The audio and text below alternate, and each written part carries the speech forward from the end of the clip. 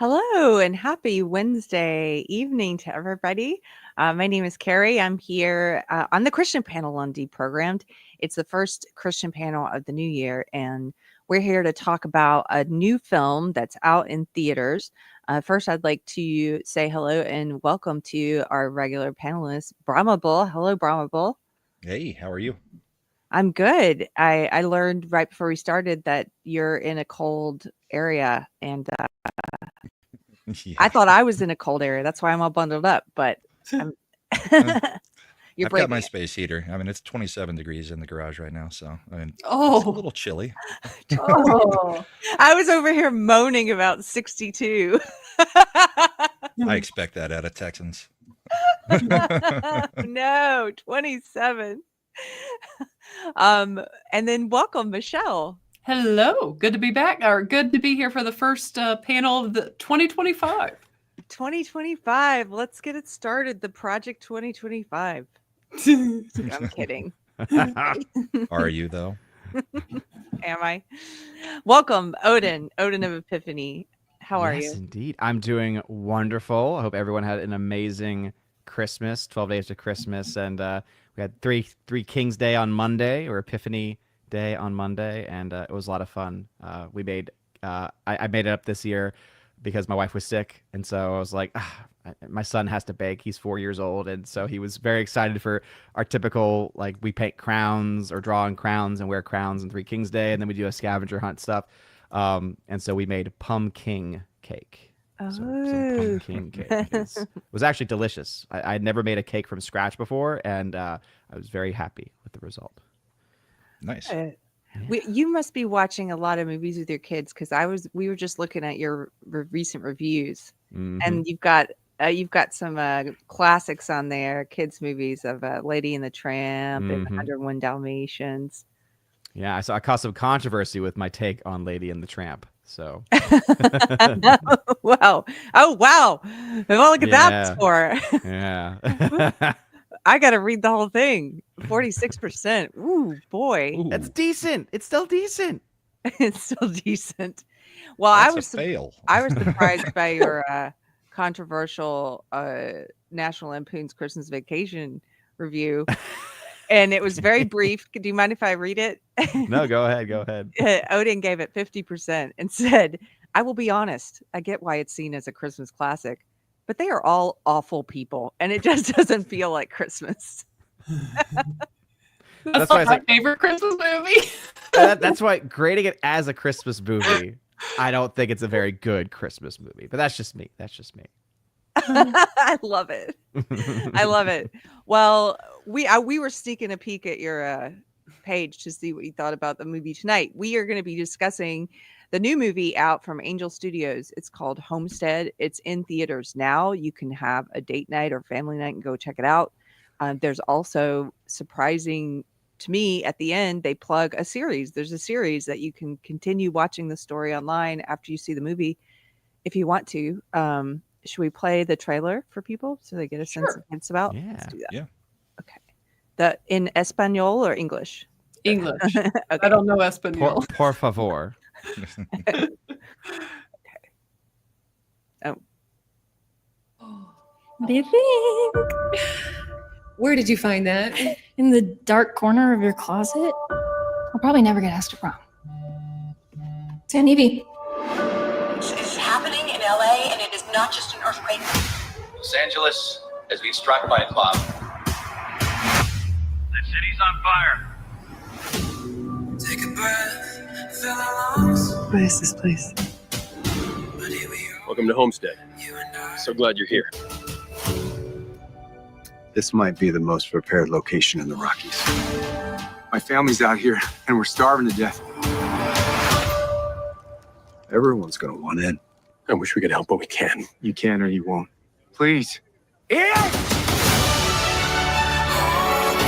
After today, our lives will never be the same. Our kids need us to be strong.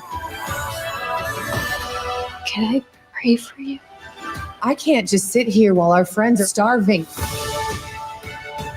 There's life, and then there is life worth living. Maybe take a miracle for this to work. It's just you and I tonight. But I believe in miracles. Okay, that's it. That's the trailer for Homestead. As we mentioned, you guys can go and check it out in theaters now if you want an excuse to go to the movies like the old days. We saw it last night. My husband and I went to the theater, had a really great time, and I like the movie. Let's start out with this. Look at Brahma. Brahma said, "Oh no, we might have another repeat of our Bonhoeffer review." Yes. I like the movie, but when I was coming home and discussing it with my husband, I did find that I was mostly talking about the critical things, and I'm like, wait, what's going on? Why am I criticizing it so much? I enjoyed it. So overall, I would say I had a good time. It's a good, like, getting out of the house date night movie. It's exciting. It's heart pounding. I love post-apocalyptic films, and it seems very relevant today in the chaotic times we're living in. It was, I was cataloging things we needed to do at home at the beginning, like, where's the go bag? We've been renovating so much, I don't even know. So it makes you think about all those things that are pressing. And there are some really beautiful parts of the film that I'm sure we can get into later, but there are also some problems with it. There are a few problems with the storytelling, I think. And so my review is sort of, I don't know, it's a mixed bag. How about that? Yeah, same, Keri, because I have positives and I have negatives. Do you want me to go? Or yeah, sure. Go for it. Okay, so I think the biggest issue this movie has is the fact that they were going to make a series out of it. And because of that, so many characters are introduced. And my biggest thing is at the end, where you should have been showing us what happens, you're telling us what happens, but it's because you had to wrap up all this huge story in 2 hours that is going to then be explained in more detail later in a series. Does that make sense? This is a pilot, not a movie. Yes, it's a pilot. It's like a good 2-hour pilot, but even then they had to, again, tell too much at the end, kind of wrapping things up instead of just letting it smoothly go into the next episode. Yeah. I was not a fan of having the narrator type thing going on.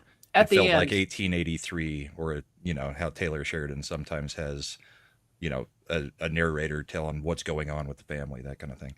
Just wasn't a fan of the way it was used here to try to dump information. Yeah, and I honestly, like, having watched the trailer again, I think the trailer is a great example of kind of how the film goes. It starts off really cool, really interesting, and then it kind of falls off a cliff for me, right? It's like, as soon as it starts to hit its faith-based story, that's when I kind of checked out of it. Because from the very beginning, there's a scene and sequence that happens, right, when the actual, like, apocalyptic event is happening, that was really well done, that gets you interested. You're like, oh, I really want to know what happens with this story, what happens with these characters. And then when they get to the compound, you're like, oh, okay, this is pretty interesting. Okay, I like where this is going. And then it starts to try to add in, I think, a little bit too heavy-handedly some of those faith-based elements. And then that's where I was like, okay, typically when that starts to happen, you start to see story drop off. And then even for me, I saw the performances drop off too. Like the woman who plays the wife of Neil McDonough's character in the film, she was like, I remember her being very good for a lot of the film. And I had totally forgotten also that she was on Yellowstone, that she played a very different character on Yellowstone. Dawn Olivieri. Yeah, right. It's very interesting to see how the differences are between those different characters. But then also, like, once she starts going more and speaking more about, like, her faith and I believe in miracles, it really starts to come off as really cheesy. And it's like the very thing that you'd never want a Christian film to do, because it makes even, like, Christians like me check out of it.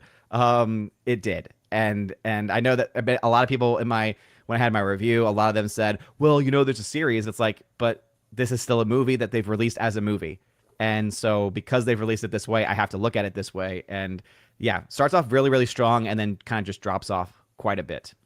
Yeah. I mean, that first little bit of the movie, it's like, ooh, we're getting the nuke in like the first 10 minutes of the movie. Mm-hmm. Yeah. And then we get everybody trying to make their way there. The problem that if they were going to do this to introduce a series, they really needed to show more of everybody making their way to the homestead, and maybe the last third of the movie being at the homestead, because most of the movie takes place with them already there. You really don't know what's going on outside of the homestead very much. I mean, one guy was able to go to Vegas, and Vegas has power and is operating like usual. They've basically said the Russians hacked the whole East Coast, and that took down the grid across the whole country. So you get little bits of information, but it does not portray how bad it actually would be if any of this happened. I mean, they show a few people fist fighting, they show some looting. And I mean, even there was some dumb decisions. Like the special forces guy sends his wife into the store that is actively getting looted on the way out of town rather than him going himself. I mean, it's just dumb decisions were made in certain scenes. And I don't know. There were issues. Like I said, it felt like a pilot and not a movie because it wasn't self-contained. I mean, there are characters that aren't even needed in this because they're needed in the series later, but they had to introduce them here because that's what you would do in a pilot. So I have trouble calling it a movie. Yes. That makes so much sense if you think of it more as a pilot, because there were, as you said, some characters that were set up and then nothing really happens with them. You only see them at the beginning and the end, like that family, the sister who was in LA and her family, and then her husband does show up at the end, but you don't really get to be with them anymore at all. It makes you not want a Tesla. Yeah. Oh yes, that may be the most realistic thing in the movie. Let's talk about some of the prepper stuff, because I saw an interesting comment in the chat. Cynthia Carter says, I listened to a guy who does preparedness and he was not impressed with it. This felt like a billionaire who watches prepper channels and isn't an actual prepper building a compound and saying that he's a prepper. I mean, sure, they figured out how to grow food and all that kind of stuff, but there's no chance that they wouldn't have a real perimeter fence. There's no chance that if he's going to go hire military to be security, that he wouldn't then believe that somebody might be coming to try to take stuff from him. I mean, he acted ignorant of everything that might happen the whole time. I did not care for Ian as a prepper. Yeah, the character. Neil McDonough was also pretty wooden in this, I thought. I've not one of his better performances, and I like him. Mm-hmm. I like him too. There were some of the prepper elements I appreciated at the beginning. I really liked that they had the couple in LA had a go bag, the family, she's on the phone with her husband and he's like, get the go bag, get in the car and get on the road to the homestead. I was like, great that they're showing that and normalizing that like you have a plan for some kind of unthinkable emergency. But then what car did they get into? As you mentioned, it's an electric car. It's a Tesla. And they can't find a charging station. And so that immediately I turned to my husband. I already decided long ago, but I was like, this is again why we're not getting an electric vehicle. Like, this is not going to happen ever. Not that he wants one. I'm just like, let's make sure they have their own built-in reactors. Yeah. Let's make sure we never do that. And then there were some other interesting things about so you mentioned the special forces guy and his wife goes into the store. One of the things I thought was funny about her character did not make a lot of sense to me, because you find out later she's in the military and is talking about comms and the radio and all this stuff.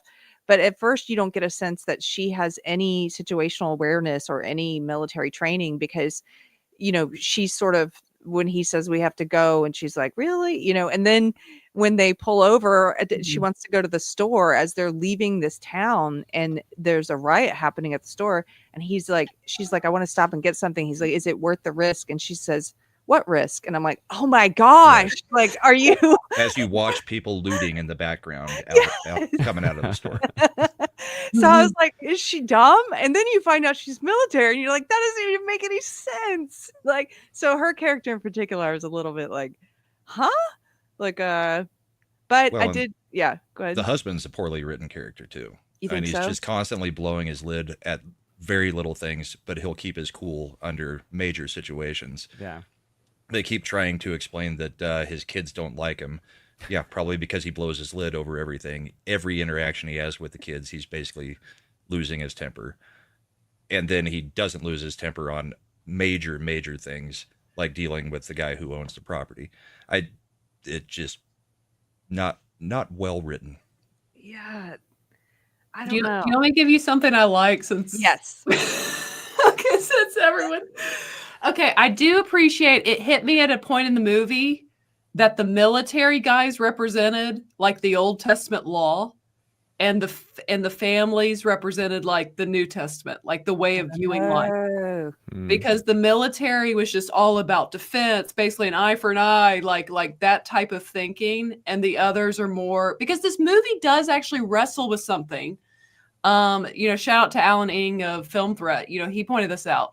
It really does wrestle with what do you do as a Christian in this situation? How far are you willing to go? How far, will you turn your back on your neighbor just for yourself? It is wrestling with legitimate things Christians would have to wrestle with.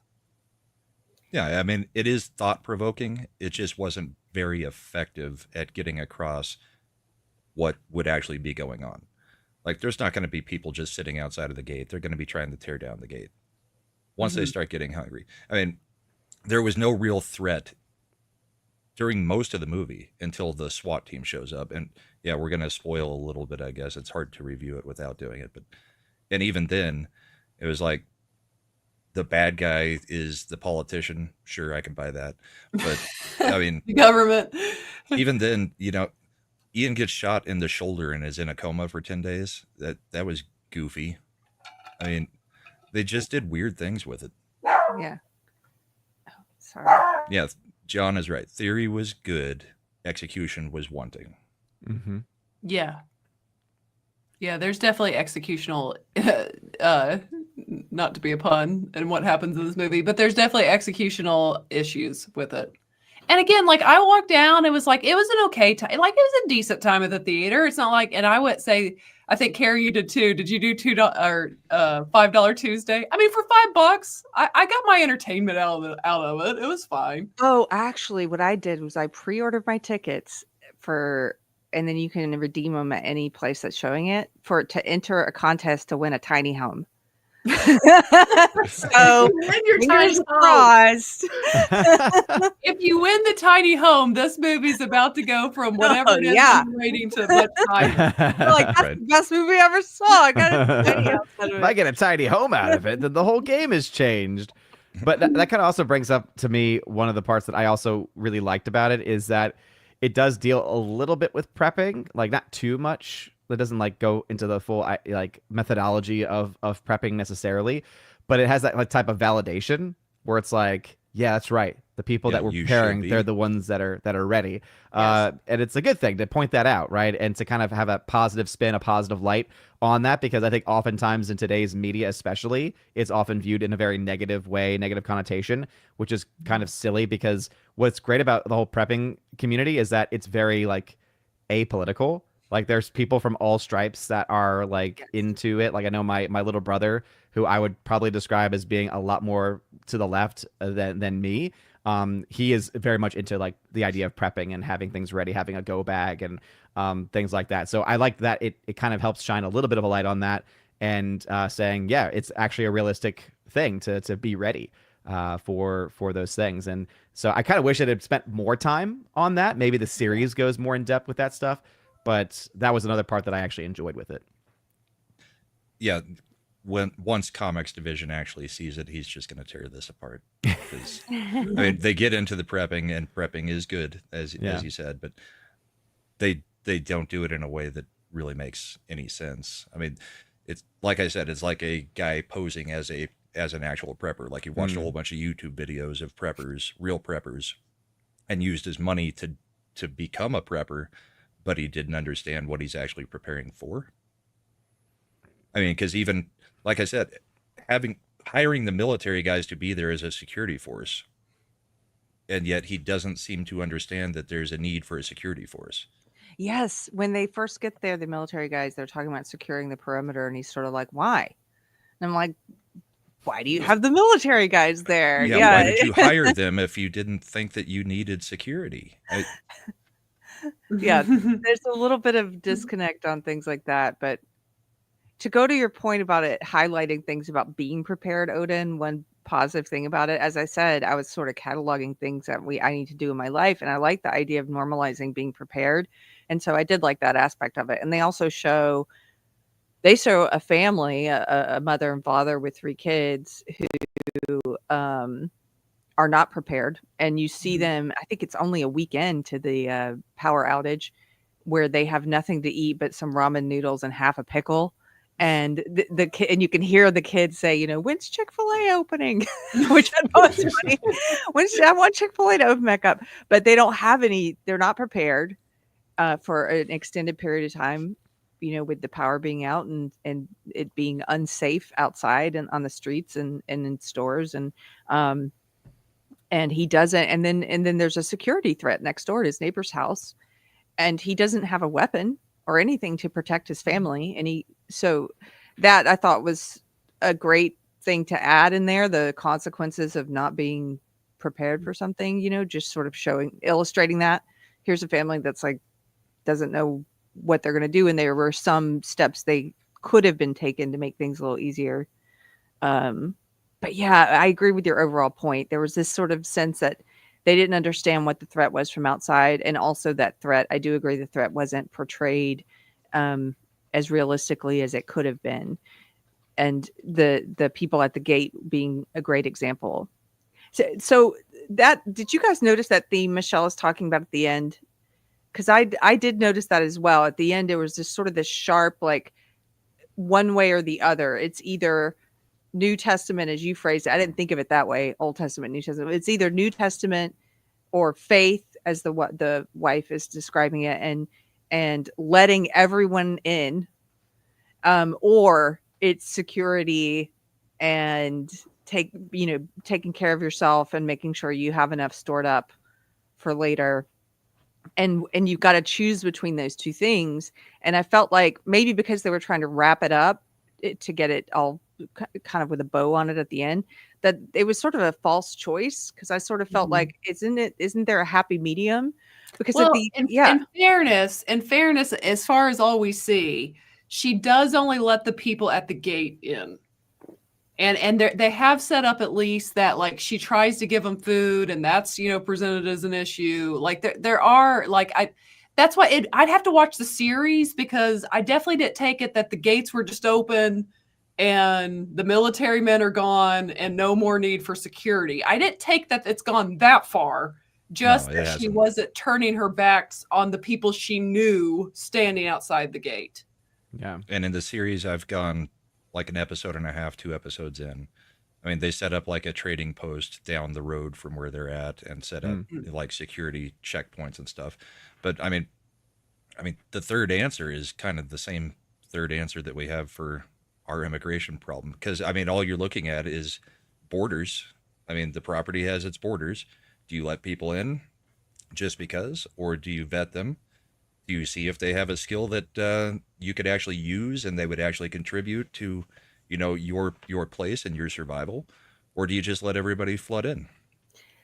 It is a great analogy to the borders, because that's what I was thinking at the end, is there's more of a happy medium about who you left in. Like when they were calling the people at the gate the refugees, right? And when we left the theater, we're walking out, into the hallway, and my husband's like, "Would you have let the refugees in?" And I'm like, "No." But then I was laughing. I was kind of joking.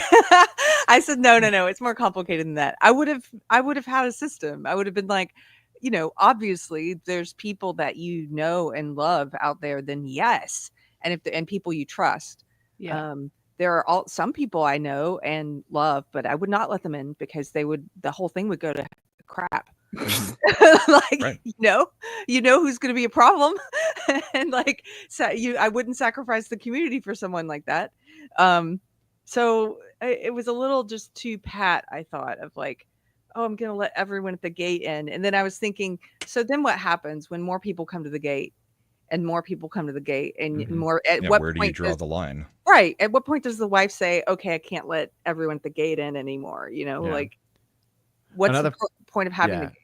Another part I really enjoyed, because it's been a while since I've seen it, but was it the local sheriff? Was it the local politician, like the mayor, or someone who like at one point also came to the gate and was like trying to give them orders? Yeah, And- he was trying to Yeah. take their food and stuff. Yeah. And like that, to me, I like that part because they just told him off. And it's just like, what power do you have at this point? Like, you have no authority. Yeah. And it kind of it shows you that whole emperor's got no clothes thing, right? Where if you don't have an actual belief in the system, then, and the system crumbles in this way, guess what? You lose any power and any authority, especially if you're going to try and use it in the way that they're trying to. Yeah. I've got a good question here. Or first, let me thank a couple people. Brett, thank you, Brett Evans, for the $5 super chat. Says Happy New Year, everyone. Happy New Year. Happy New Year. And the Great Sausage Ball Controversy. That is from that's DL. That's Deranged Lunatic, and that is Oh. that's now an ongoing thing on our channel because Natalie refuses to make her delicious sausage balls anymore, and yeah, so Why does she refuse? because of her nails. So we've not had delicious sausage balls for 3 years. Wow. You try to make me make them, and I just can't make them as good. It's the one thing Natalie makes, and she gave up on it because of her nails. Her nails. No, she's got to find a way. Even Dolly Parton plays guitar with those nails. I mean, come on. That's what I'm saying. I said, put some gloves on. So I don't know, something. Well, the Great Sausage Ball Controversy says, "Good evening, everyone, especially Michelle." And then Brett again. Brett, thank you. Says, "Hi, Michelle. I hope you're staying warm, and I can't wait until Monday's live stream." I'm sure there'll still be no sausage balls. So But there's going to be snow there could by be. then. So at least there's that. Snow. Yeah. Okay, so here's the question from the audience. The real Steven TV asks, "Is this supposed to be a Christian film or faith-based or neither?" It's definitely faith-based. Yes. Yeah. I don't know if it started out faith-based. I mean, it's based on a book or a book series. I don't know it how is, okay. faith-based those are, but I mean, it's Angel Studios. They're obviously adapting it to be a faith-based film at this point. Yeah, and this comes across much more like a lot of the Angel Studios releases. I think we mentioned this with Bonhoeffer, where it's a film made by somebody else and then they distribute it. This one, I think they had a much bigger hand in actually like crafting as far as. Well, I think if I got the story right, this is Neil McDonough wanted to do something where he was not the villain for once. Mm-hmm. So he's the one driving this. He put it together, and then he showed it to Angel Studios to see if they would would put it out there. And I don't know. I don't know if it was Neil that would have been adding the faith-based stuff, or if it was Angel Studios just kind of shoehorned it into the story, because you could have her come to the same realization of, oh, yeah, that guy works on solar panels and that guy works on roofs. I mean, it felt shoehorned in. Well, that's why I'm saying that's where, like, as you said, like it's a pilot that you just would have showed. Don't tell. You would have showed us that in, say, the next episode, like when he came in. Oh, at some point we would have seen, oh, this guy has a purpose and a use. Yeah. Yeah. And the series, so far, Neil McDonough's character has not been in it through 2 episodes. Oh, wow. So, it is not the same thing at all as what this as a pilot would have been. Because, I mean, they've got the, basically you're setting up a good side of town and a bad side of town, type thing. And, they're all going to try to rush them and all that kind of stuff. I mean, I'm not impressed. Have they got him back to the girl that has like prophecies, like prophetic visions? Yeah, she has she continues to have visions, like about certain people that are coming in, and then some of them start to come true. So I don't know where they're going with that one either. Well, can we talk about in the film how, since this question is it faith-based or Christian? Can we talk about the ways in which faith was portrayed, where it was well done versus where it wasn't? Because I thought there was a part that was well done, And it reminded me of some of the other Angel Studios releases we've watched, where I enjoyed the fact that they were kind of weaving in being a Christian without making it like a Christian film, right? Where it's sort of, this is just a natural part of life, as it should be, a belief in your creator. And instead of it being this heavy-handed thing, I'm not saying there were no heavy-handed points. I'm saying one of the parts that wasn't heavy-handed, I thought, was where the teenage boy goes to the teenage girl and is asking for help and dealing with this traumatic thing that happened. He's in tears, and she says awkwardly, kind of like, well, can I pray for you? And you can tell from, I thought the acting was really well done, that's prayer's not a part of his life, and no one's ever prayed for him before. And I thought that was very well done and very realistic, and kind of, that was my favorite moment of the movie. I just thought it was really beautiful of them sort of sitting there awkwardly, and she prays over him, and you can see that for someone like him, it touches him. It helps him. And then it was kind of funny at the end. He's like, and now what? And she's like, you say amen too. And I just thought that was really cute. So that was well done.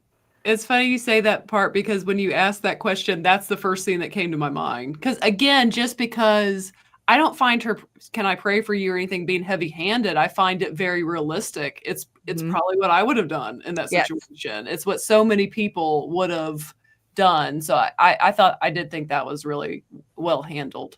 I thought it was realistic. Yeah. What about you, Odin? Yeah, I mean, it's been a little while, and I don't remember that scene being bad, so I would say that's probably correct. That it was probably the best portrayed. But yeah, I think I go back to it before, all the stuff in the beginning, because this is like, there's small hints of things there from the very beginning, and especially when they get into the compound, of just like the mindset, the mentality of the people behind it, how they are seeking to be charitable by bringing these people who are in, right, at least at first, the people that are invited in. But really, unfortunately, the only faith-based stuff that really sticks with me is the stuff that's not really done that well. That's much more on the nose. And like which parts? Like, I think the trailer did one of the big ones, which is like, and I believe in miracles. Like, it's just... It just really came across as very cheesy. And I guess in the series, is Dawn Oliveri also in the series? Yes. She is essentially the female lead in the series, and the military guys are the other main leads. Okay. I don't know if Neil McDonough is not in it at all, or I mean, they've got some stuff to clear up there, but I'm not that far. I think he's in it, because I've seen the trailer for. He should be in it at some point. But it's funny you say that one, Odin, because I actually, that was one of the lines that touched me, was when Neil McDonough, is it Neil McDonough? Is that how you say his name? McDonough, yeah. McDonough, is when he replies back to her, that's why they call them miracles, because they like rarely happen. It was that moment of like, say someone like him who does believe, but because of circumstances, I found his unbelief in that moment very relatable, like very, that felt very real to me. Like he's his being pragmatic. He's being pragmatic while she's kind of depending on a miracle to happen.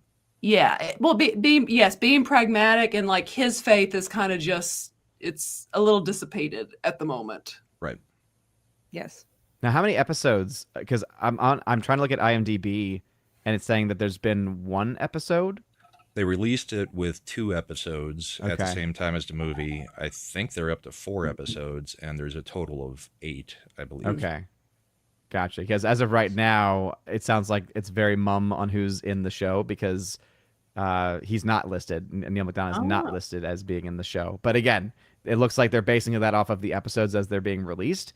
So, yeah. Oh, that's interesting. Yeah, I don't see him in the promo pictures either. For the series. I felt like he was in the trailer they showed at the end, though. I might be mistaken. Most of them were in it. They may have cut him in with scenes from the movie or shots from the film that didn't make it in to try to promote it in that way. Which, if he ends up not being in the show, I mean, obviously you got to give them a little bit of a leeway there. But kind of gives that sense of, it reminds me a bit of when trailers were released and certain actors were portrayed in the trailers and then they weren't in the movie, and then that those people sued the studio for false advertisement, and they actually, I think, won that lawsuit. Because again, I'm not saying that's going to happen here, but when you have that type of advertising where you make it seem like someone's in it when they're not, it does kind of give that false pretense. But if this is in the pilot, then he technically was. Deranged Lunatic DL is here under his real handle and says, it sounds like the series is a ripoff of Jericho. Thank you for the super chat. Thanks so much. Have you guys seen Jericho? I have not. Oh, it's excellent. DL, I love that series. It was, if you do go back and watch it, it's a post-apocalyptic series. It was very well done. And unfortunately, it was one of those shows that was canceled way before its time, and people were just left angry and upset because it was some kind of studio. I can't remember why it was canceled, but it wasn't because it wasn't a good show. Was it Fox? Was it a Fox show? Maybe. Probably. Because they're notorious for that. People were doing petition. I think I signed a petition. Keri wanted that next season. Yeah, it was very well done. I'm really hoping that this doesn't become a trend in things for Angel Horizon. Studios. Well, it was CBS. Homestead and Horizon both felt like they literally were just made to get to the show. Like Horizon, it ends, the last 15 minutes is just a coming up on Horizon, and that's kind of how this felt too. What is Horizon? It's the Kevin Costner thing that Ego took him out of Yellowstone. Okay, yeah. It's the Kevin Costner Ego Fest, as I like to call it, and I did not like it. I didn't either. It should have just been a mini series. Instead, it's 3 movies that he's not getting done well, and the first movie was just a whole bunch of plot points that were spread all over the place that never came together because they're not designed to come together until the end. Yep. Not well written. But I don't like this. Here's what's coming next thing at the end of a movie. I mean, yeah, I think the mistake in this is they should have just made a 2-hour movie, and then if they wanted to do a season after, just don't do the season thing. Probably just make a good 2-hour movie. Yeah, and then have your call to action. Or a good series. Have your call to action. You don't have to have that trailer. Like, you can just say, like, hey, this is Neil McDonough. Thank you so much for watching our film. If you want this to continue, please check out the show on the blah, blah, blah, blah, right? You don't have to actually show any trailer for it. You know, you could just have the call to action and just leave it at that. Well, and they kind of could have. They could have just left it as the end is the beginning. Yep. I mean, that's the last line. And they could have just then flashed Homestead, the series, not given us a preview trailer. Yeah. Now that reminds me, because that was that voiceover you were talking about earlier. And yeah, the voiceover gets very cheesy towards the end, especially. Yep. Yeah. I also thought I really love Angel Studios is out here churning out alternative content, like movies that are going to appeal to people who believe in faith and family and traditional values and all different kinds of movies. There were trailers for other Angel Studios films that I saw at the beginning of this movie. They had trailers for other ones that I'm interested in. There was one about the Keri, I was kind of interested in the one about the Pakistani girls. Yes. The Afghani robotic team. Yes. I mean, in all different kinds of movies like that. It's a great example, Michelle. So it makes me so happy, but I kind of want them, now that I've seen this one and I was very excited for this one. I love post-apocalyptic films. I kind of want them to do another one and just go back, start all over. Because I mean, there's room for more than one. Yeah, and make it kind of actually post-apocalyptic. Yeah, like I want to see more of this threat. really wasn't an into the world type thing. This was like, we're just hanging out up in the mountains in Colorado while there's a power outage across the country. Yeah, I mean, that's the level of threat that they made this. They probably need a bigger budget for that. Yeah, and that it's part of the problem is low budget, and you could tell.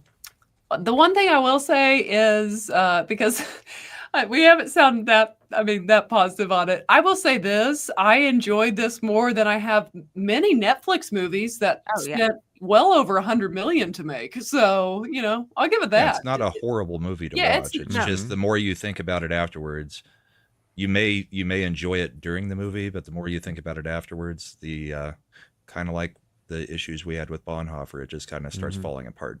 Yeah. Well, there's also a positive in that, Brahma, as you say, the more you think about it afterwards, it's a film where you actually do think about it afterwards, and there are movies where you don't. I mean, we were driving away talking about what would our policy be, and what's that line between loving and wanting to help people, but also taking care of your own first. What is that line? And I didn't like the way at the end it seemed like it was a choice between the two. And in the voiceover, you can hear her saying, like, basically, like, we chose faith over security and guns and all this stuff. And it's like, no, you didn't. Because as she's saying that, you can see an armed security guy walking in front of her. It's like, you still have both. Like, so there's, it's not an either or. There's trying to help people, but there's taking care of yourself first, and your family, and so that you're able to offer any help at all. If you open the gates and there's no gates, then you're overrun and nobody's getting anything. So where is that line? And how do you keep yourself from becoming too much of a hoarder, as they're called at one point in the movie? Well, someone in the chat earlier, this is a while ago, so I probably can't find it or take too long to find it. They brought up, which is a good example in comparing to this, say, like Joseph, who God shows there's going to be a famine. So they prepare, and he stores up food for 7 years. And then you see in the Bible, just like as his brothers come and he pours out the wheat, like they had a system. So I think there was a way to show it in like a peaceful way that felt a little more natural. Yeah. So go ahead. No, I was going to say that I think that kind of going in line with it does, I think, definitely lead to discussions and conversations. And so I think it's definitely good in that way. But this is how I feel like with a lot of these releases recently, there's always a yes, but because I do think it's a film that ultimately I'm going to forget about, and I'm going to forget I've ever watched, and I'm never going to go back and rewatch again either. So it's basically, it's in that's why for me on my critic list score, I gave it a decent rating, because it's a movie that I don't really have the desire to ever watch again, but it's also not a movie that I hate either. So it's like the in between where it's like, okay, there's things that I like in there, but it's also quite forgettable. And I think is another unfortunate kind of miss for them. They're really, once you make a movie, I think like Sound of Freedom, which is on such a different level, everything is always going to have to be compared to it, because it's like, okay, this is the quality of movie that you can bring in. Again, that was a film that they also brought in to distribute, but that's the quality of film that they can bring in. I think that to a lesser degree, but still quite well, I think that Sound of Hope, the story of Possum Trot, was, I think, of a similar degree, like of a similar level, right? The topic is obviously not nearly as serious, but it's still a very important topic nonetheless. And it has that same gravitas, and it has that same quality that every other thing that they've been putting out, unfortunately, that they've been distributing at least, just really hasn't had in the same way.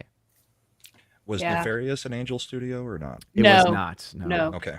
Oh, but Cabrini, I thought was on that level. I did too. I was going to bring it. Cabrini had a multi-millionaire give them $50 million. Wow. Yeah. Someone who had a very strong devotion to Xavier Cabrini, and so wanted that story told. And so just out of the generosity, of wanting to make that happen, gave that money, which is, it's amazing, right? That we live in a world where someone can kind of do that. But yeah, that would also be another a good one. But once again, like even I really enjoyed it quite a bit, but I actually forgot that was actually even an Angel Studios release. And so I think that's the problem, is that they're so inconsistent that sometimes it's kind of hard to know, one, what films are theirs, but then also two, to even remember a lot of the stuff that they put out, because they've been putting out a lot of stuff. And I think that they should probably stop putting out as much content. And I bet they felt very emboldened after the huge success of Sound of Freedom. But I think that they need to kind of pull back. Yeah. Mm-hmm. I agree, Odin. I think probably, they did do like one a month, didn't they? Yeah, it's been about 1 month, one per month this year. Probably one per holiday, because they've tried to have all the releases on specific holidays. I would probably try to do one, I think right now the studio could afford to do quarterly, a good solid movie. Yeah. And then it keeps the audience more hungry to keep coming back a little bit. And then as you get more money, you can branch out a little more and you can do more. Because I would say I would guarantee this movie was very much hindered by the budget. Oh yeah, for this kind of something that's dealing with like an apocalyptic film and not Then having. maybe they shouldn't develop a series, and maybe they should have made a movie with that money and then decided if it did well enough to create a series out of it, because some of that money went to the series. That would have been better. One of the trailers I saw before this in the theater, it wasn't for an Angel Studios film. It's some new film with Mark Wahlberg, and the whole movie takes place in the cockpit of a little plane. It's basically should be called Hitman and the Flies a Plane. But I was just thinking that was probably very cheap to make because they're just in one location. I guess you could make an apocalyptic film if it's all in the bunker or something, and it's just like a play, like Nefarious. Yeah, but budget. I was gonna say the budget thing can only ever go so far because it's hard to first find a lot of the budgets for these movies. The one I'm looking at says it would cost about $8 million to make. But I've seen two amazing films that cost a similar amount or even less. One was an animated film called Flow, which cost $3.5 million, and it has no talking. It's animals on screen going through a story with this unique animation that's unlike anything else. But it was only $3.5 million to make that. And so it's this. All you need good writers. That's what you need. You can do a lot of stuff with very little money, and I just don't think that they're getting the best writers. And it very well could just be the fact that not a lot of writers are wanting to step into that space, or it could just be a lot of other reasons too. But then the other one that, again, I forget the exact amount of money that it cost, but it was also not very high, was Godzilla -1, because I think that was in like the $15 million territory. And it's like, there's no excuse these days for any movie to not be able to bring about a compelling story, because as long as you've got the right writers, and as long as you've got good creative minds behind it, you can afford to make a very well-made film that has everything going for it. Yeah. And I get that this was a book adaptation, so I haven't read the book, but I mean, what would have been more effective as a movie would be, I don't know if any of you guys saw the Obama movie on Netflix, Leave the World Behind. No. I refuse to watch it. I know what you're talking about, but I've not seen it. So, I mean, it's basically everything comes crashing down and this family's trying to find their way to safety. They do show a prepper in that, and he does basically tell them, yeah, can't help you. I did see that. Prepared. I thought you meant an actual Obama movie, so I was like, no, it was the one he produced and gave notes on and stuff. But Leave the World Behind. Yeah. The first 2/3 of this movie should have been that, and then them making their way to the homestead, because that would have actually shown, you know, a little bit more of what's going on in the outside world to make you care about why they're actually protecting the homestead. Yes, and you can have the climaxes like at the end when they get to the homestead, and then they've got the enemy from without, or some kind of enemy, whether it's that politician or what have you. But I think you're right. You want to see in a world that's falling apart and everything's changed. You need to see that to know the investment and why this is so important. Yeah, you actually need to know that the world is falling apart, because having a nuke go off in the ocean off the shore isn't going to do that much in California. And then having the Russians then supposedly just hack into the grid and shut everything down because we had a little bit of vulnerability because of a nuke going off doesn't tell me why the whole country would be completely falling apart for any real amount of time. And the truth of it is that what was that what the story was for this movie? Yeah, because that actually went over my head. Yeah, I didn't get that. The Russians hacked, or the well, actually, like even the nuke. Like I honestly thought it was a chemical agent that went off. The nuke was in the boat, and it was the nuke. He primed the nuke before, you know. Yeah, see, when I walked away from that, based off of like the fact that we didn't see a giant boom, and like it was pretty mum on a lot of the details. I just assumed that there was like this massive like chemical explosion that was causing problems. So okay.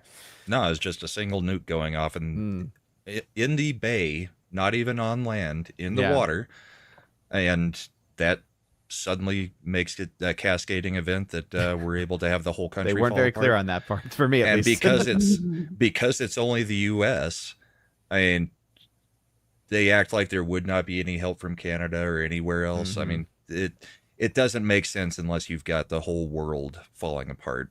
Yeah. Or we're under attack in this country and nobody's willing to help. Just having a power failure, yes, things are going to get a little bit chaotic if our grid went down. It'd be, people don't have enough to go for an extended amount of time without power. But it's not gonna be such a threat like they tried to make it here without showing it. Yeah. They also there was a little news tidbit in this movie about how California and Texas decided to go their own way. Did you hear that?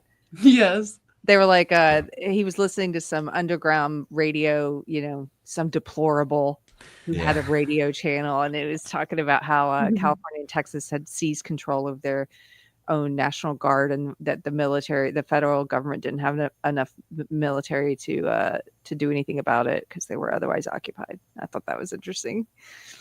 Those two states. They would be occupied because people would be killing each other over taking each other's food. Yeah. We've got a question from Brett. Brett, thank you for the super chat for $5. Says, have any of you watched Under the Dome on Paramount Plus? It's a really great apocalyptic disaster show. I thought it was really well done. I have not. I never watched it, but I remember it. Yeah, I remember that came out on I think CBS back in the day. But no, I've not seen it. No, I'm surprised I haven't seen it. I try to watch all of the apocalyptic shows. And Nick Weiser, just want to say hi to him. He says Brahma's very logical. Hey, Nick. Sometimes.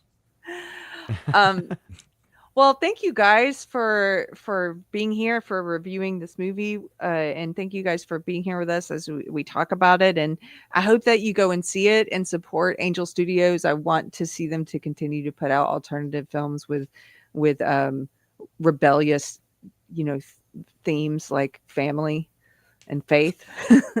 and so I'd say go out and see it. It's a good movie to see. But one thing I may have left off at the beginning when I was giving my kind of mixed bag review is that it's a good movie to see in the theaters. It's a good popcorn movie. It's a lot of thrill and action, especially in the beginning. So thank you guys for being here. You want to tell people, what do you have coming up? No sausage balls. No sausage balls, but we did. We watched quite a bit different movie than Angel Studios. We watched Scarface for the first time. Oh man! So you can go watch our reaction to that. We actually had a lot of fun. I think you'll enjoy it. I did though. I have to bring that up since we're on a Christian panel. I did get called out by someone who said I'm a non-Christian, but as a Christian, Natalie and I kept very sillily. I mean, that one guy is so handsome in that movie. Good Lord.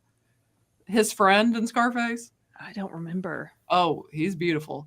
Basically, we made comments like that, and he was like, "How as a Christian woman can you make comments about that man?" It was like, well, where in the Bible does it say I can't think someone's attractive? Now, this is the same person that would be like, "Why are you talking at all?" It's just like, oh my gosh. Well, you're not allowed to find a man appealing. Apparently, we can't make comments like, "Oh, ooh," that's. But Also, again, it's from someone who's not a Christian telling me how to Christian. So They do have to do that. That's my favorite. Yeah. What about you, Odin? What are you reviewing? Yeah, you can find me at OMB Reviews on YouTube, Odyssey, all the different places. Also follow me over on Criticless for my movie reviews. I saw a lot of fun Christmas movies. I mentioned one earlier that I think everyone should check out. It's an animated film called Flow, Flow. It deals basically with an apocalyptic event, but it's all animals. And I think if you like animals, you'll enjoy it, especially because it's very, very cute.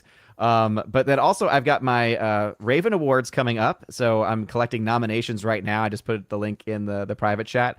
But if you want to nominate the best and the worst of movies from 2024, go ahead and click on that link. I've had some issues with trolling. Someone had like this Autobot thing where it basically where it was submitting a review or basically a ballot every like 2 seconds. And so I had like 900 responses, and it wasn't actually 900 responses. It was just someone spamming the same one over and over and over again. Which movie was it that they wanted to vote for over and over? Well, eventually I think they were listening because they changed it up like a couple times. but it was like it was just random, completely random. So it's just someone being a jerk. But anyway, go ahead and click on that link and vote. It should be open now, and looking forward to celebrating those later in the month. Cool. Cool.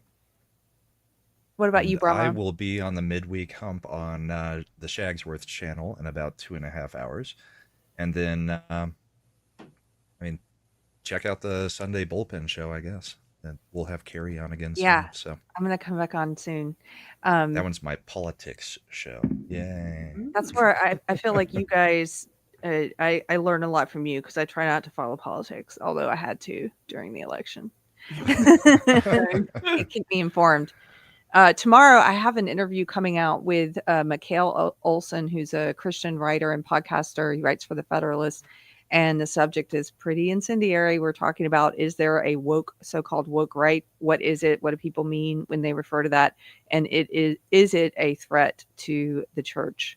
So I hope you guys will check that out. And it's something that maybe at some point we'll be able to talk about on the panel before into it. So thank you guys. Stay warm.